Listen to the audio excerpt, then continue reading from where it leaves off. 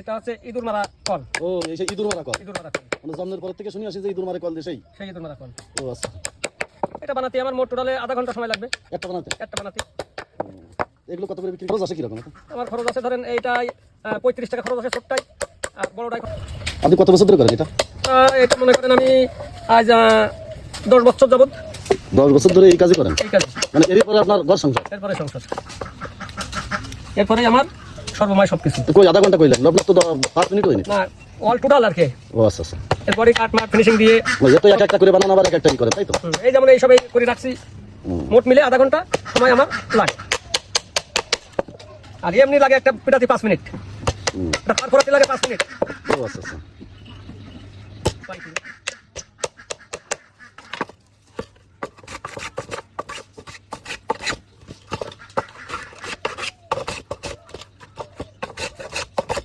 একমাত্র এই জিনিসটা আমি এটা দেখান, এটা দেখান।